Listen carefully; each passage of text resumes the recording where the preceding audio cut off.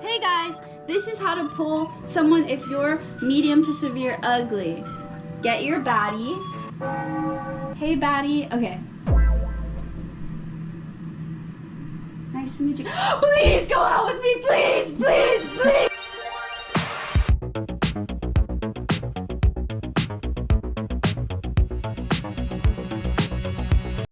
Okay guys, today I'm going to be doing my makeup, and I posted on my Instagram story and asked you guys to give me questions to answer.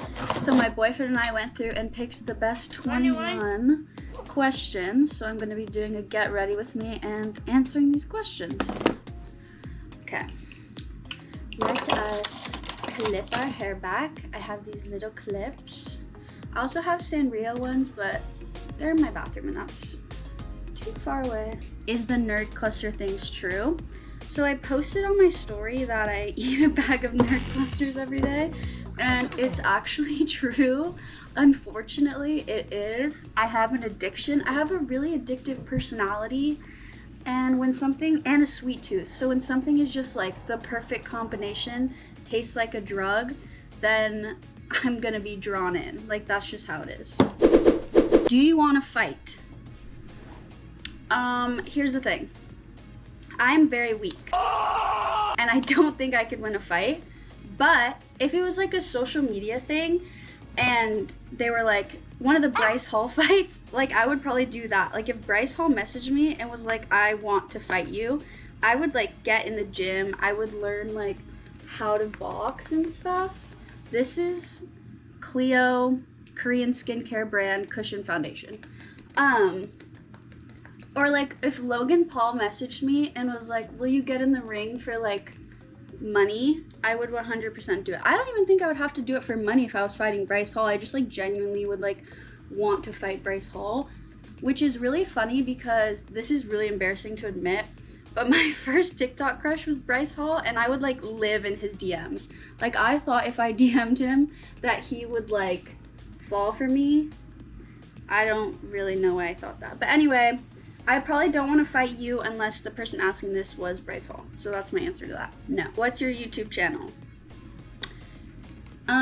So my YouTube channel is Jester Eater, and I hope that that helps you, but you seem to already be here.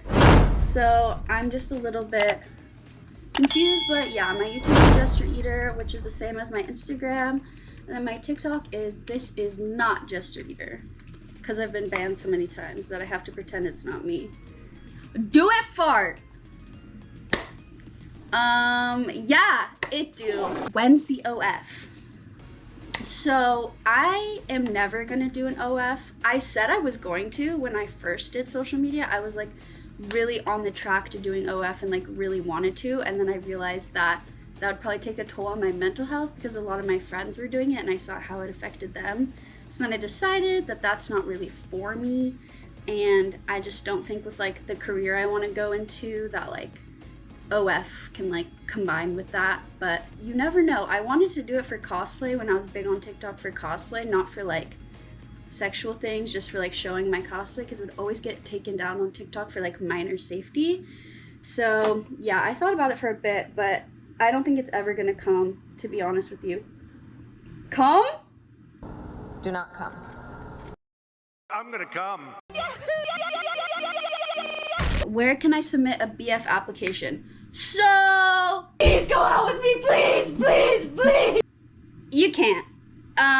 Right next to me is my boyfriend watching me film this. It makes me a little bit nervous, but he's right here. What are your thoughts on followers making fan art of you? Oh, okay, so I think that's really cool. Someone made like a portrait of me, like in not pastels but like charcoal. Someone did that, and that was really cool because they messaged me before like, can I do this? And I was like, yeah, of course.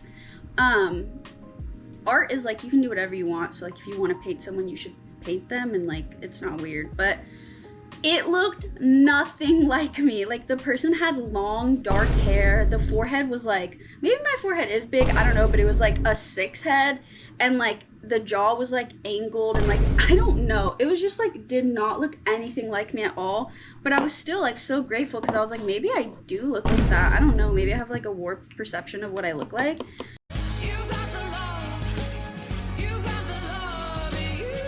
Unlimited bacon, but no games, or unlimited games, but no games?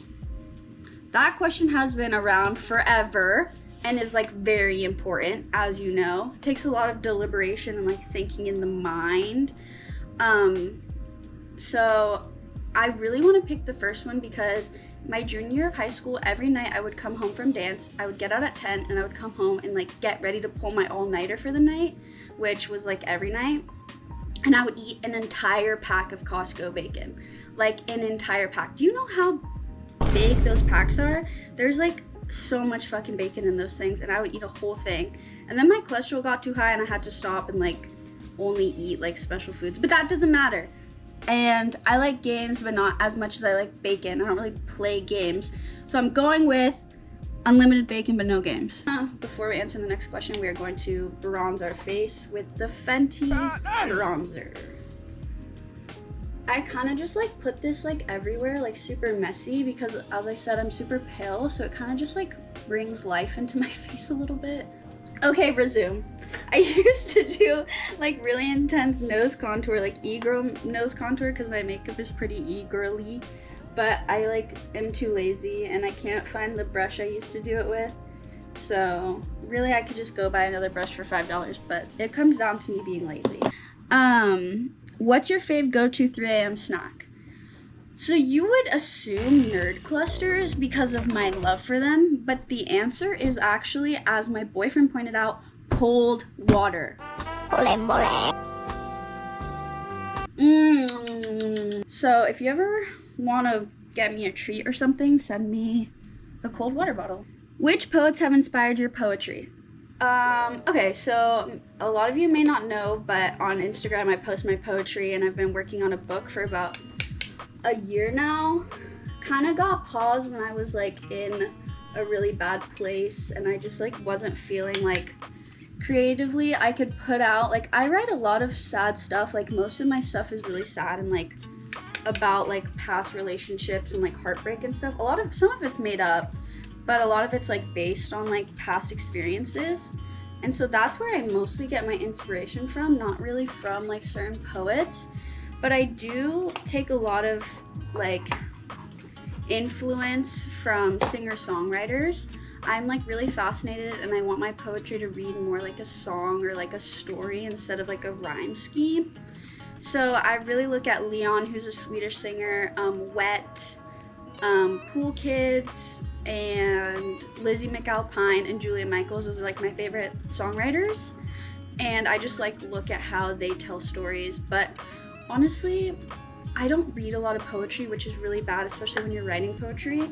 But I kind of just like use it as like a escape and like a way to just like put my feelings, like I can't put my feelings into words like this, but when I can sit down with a computer and think about the right words for it, like I feel like it just comes out better. And my whole goal is to make poetry that like people relate to and like feel like they see a part of themselves in it. So there's not really inspiration from other poets, more inspiration from like you guys, I guess. Aww. Yeah. Why are you such a silly little guy? I've been dying to answer this because, as we know, I am the silliest guy. My name is literally Jester. Literally Jester Eater. Like, literally in the name. Like, Jojo, pose, pose, pose. Jojo, pose. Like, come on. So, what was the question? Why are you such a silly guy? I think I'm the silliest guy because I'm sexy, humble, hunky, smart, funny. So like those things really combine to make me the silliest, and also like a lot of like childhood trauma sprinkled in there, but like that's the main reason. And also the people around me are super silly, so it like gets my silly juices going, and then now I'm like ultimate silly. Favorite movies. So I only watch the same like 10 movies over and over and over again. Oh my god, I forgot I was doing my makeup. Wow, I got distracted. I forgot I was doing my makeup. 1 second. Here we go. Okay. Favorite movies. So I watch the same 10 movies over and over and over again, and I don't like taking in long form media. It's just like my attention span isn't that long. I get bored. I don't find it interesting. I don't understand why things need to be 3 hours long. I don't get it.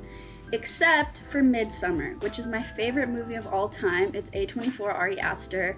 It's beautiful, and I really like that movie because of the cinematography and how beautiful it is. Ari Aster took a lot of inspiration from other paintings for his shots in the movie, and I think that's really cool. I just love art. I love art so much. And the movie is an art piece. It's beautiful. And I also like The Menu, which was surprising because I hated it at first, because the first time I watched it was on a really bad first date, and the guy made me watch it with no sound and no subtitles, so it was just the movie, and I was like, damn, this movie sucks, I hate it. So then I tried it again with a friend, and I was like, oh, this is actually good when you can hear what's going on. So that was partially on me for not liking it because I didn't really give it the full experience, but whatever. And also I was upset because it implied that there was gonna be cannibalism in the movie. Like, it was implied. So when there wasn't, I was really let down. Like, I didn't understand like why it was so heavily implied and then they didn't do it. I don't know. I also really like Moonrise Kingdom. I used to watch that movie every day. Like every day, like I swear every day. And before my wisdom tooth surgery, I watched it twice, and I feel so bad for my friend Kylene because she had to watch that. And then when I got back the next day and I was super loopy, I was like, let's watch Portlandia. Neither of us have ever heard of that show or watched it, and it was actually terrible. Okay, I think that looks okay. Let's keep going. Okay. What made you pursue content creation? So there wasn't like one thing that really inspired it. I just started making TikToks in 2019, and I never had Musical.ly or anything like that, and I made a TikTok.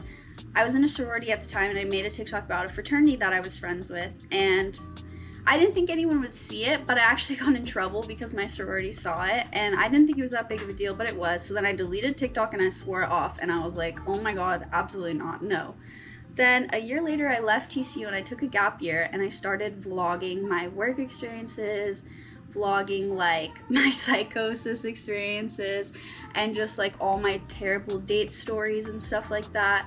And people liked it, and so I was like, oh, I want to keep on doing this because I'm meeting a bunch of friends. Like, that's what was like fueling my love for like creating TikToks, and still does, is like meeting people and making friends. I don't really care about views, or like, I've never made money from TikTok. I never have, and I never will. I just like don't want it to become something that I'm dependent on, or like dependent for money on, or like it feels like a job. Like, TikTok is like a passion. Like, TikTok is fun for me, and like I mainly post for like, I consider all my followers my friends because I have a private account and I like know most of them, so it's just like a fun little thing to do. That's why I pursue it, I guess. This is my first time like actually stepping out of TikTok and trying like long form content, and why I wanted to do that is because I just want to like share more of myself, because I feel like you guys want to know more and I want to share more. So if you were on death row, parentheses, rather likely, what's your last meal? So as I answer this, I'm going to be putting this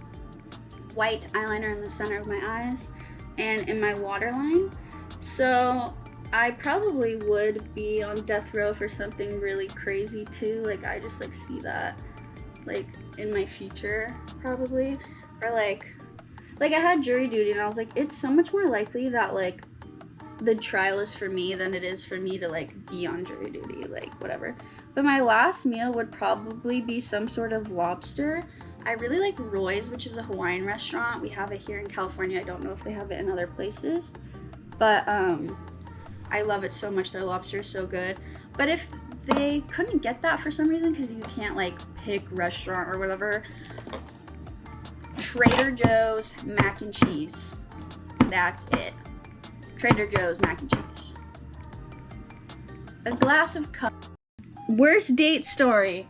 Okay, buckle in.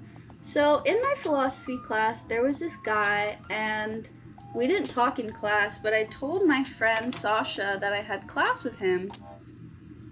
And she was like, oh, like, he's friends with so-and-so, like, he's famous on TikTok, you should DM him and see if you guys can, like, talk about TikTok. And I was like, okay, that's kind of funny. Because I didn't think about it in, like, a serious way. I was like, oh, like, that's kind of funny. So, I messaged him and we started talking and we agreed to go on a date, which was, like, looking back, like, really random of us to just jump to that, but whatever. So I pick him up and we probably get like 500 feet down the street and he turns down my music, looks at me and goes, are you mentally ill? I've never whipped my head to the side so fast and been like, what?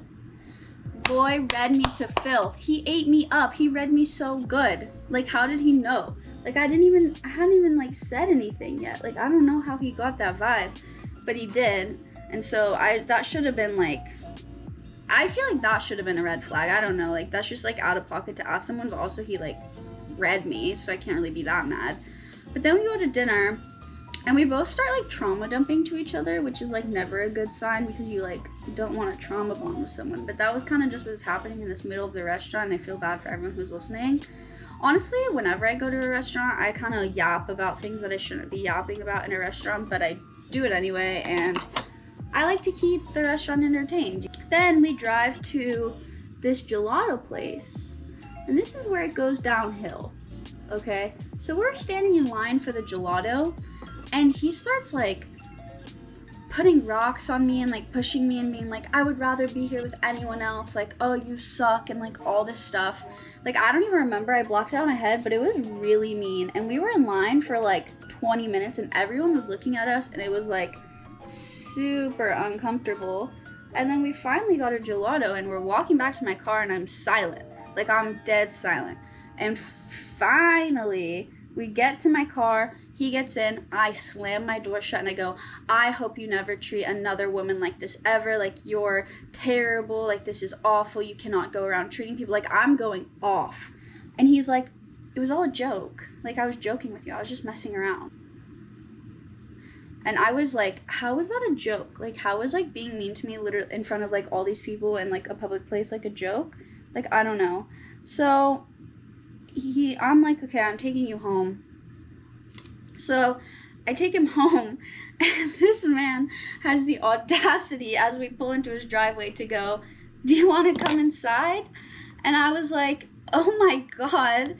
And I did what any sane person would do in this situation after having the most terrible date with the worst guy ever. And I went inside, obviously, to chill. Duh. And then nothing came from that. We like talked for 2 more days and then it was like super awkward. And then fast forward a couple months, my teacher like put us in a group email together. And it was like so weird, but that's my worst date story. It was terrible. How long did you do dance? I did dance from when I was 2 years old to 17, and I competed for 10 of those years. And then I just got super burnt out and quit when I did collegiate dance for a year, and then I did like independent, just taking classes and stuff when I was 20, and then I quit because I was super burnt out. But yeah, I don't ever want to dance ever again. How can you pull a baddie if you are medium to severe ugly? Asking for a friend. I know how to pull a baddie. If you're medium to severe ugly, I got you, okay? Come on. Please, please, please. And now they want to go out with you. Right? Yeah. Yeah, you're welcome. Okay, cool.